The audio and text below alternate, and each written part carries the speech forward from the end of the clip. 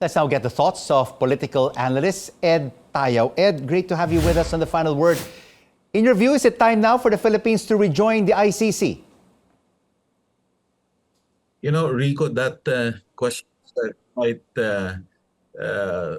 what should we say, complicated. No, 2 points that I'd like to emphasize. No, one, of course, when we go supranational or we go beyond the state, it is not just a question of whether we will be automatically be subjected to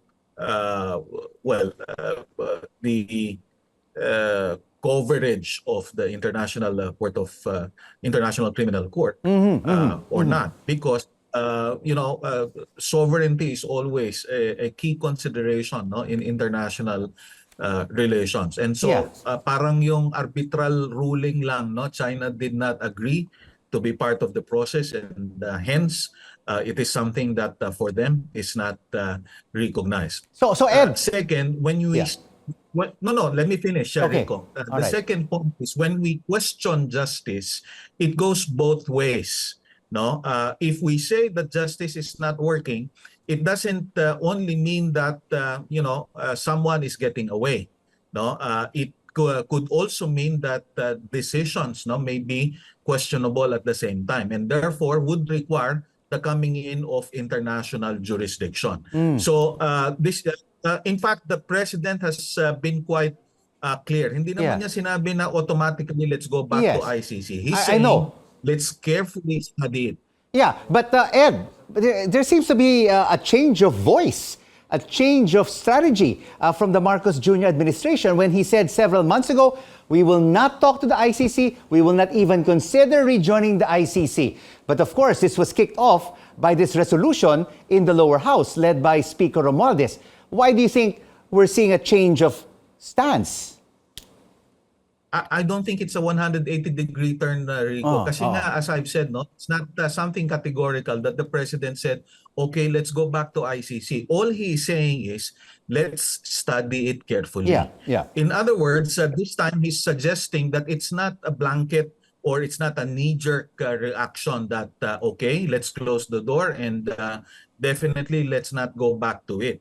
No, siguro precisely because there are several issues that are now subject to international relations, that the president has to perhaps rethink or give consideration to studying further, the issue. By using the term studying, Professor Ed, could this be also one of the conditions of foreign governments for them to make more investments in the country? Because, I mean, we've seen close relationship between the Philippines and Japan, the Philippines and the United States, the Philippines and other Western nations who believe in human rights and who are pushing for human rights.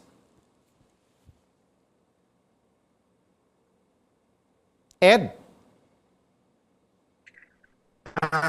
Actually, Rico, that is quite debatable, because if we are going to look at the numbers, I don't think the record of the past administration at least promises of more investments. Not to say, of course, that again, if we are going to review the allegations, the alleged violation of human rights in the previous administration, it is actually also a mixed reaction.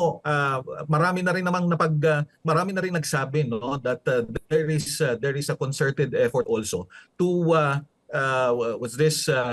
question the previous administration. In fact, there were misgivings as to the previous administration seemingly pro-China stance. So, in other words, this is more than a legal issue. This is very political an issue. Okay, so what could be the political impact, Professor Ed, if the Philippines rejoins the ICC?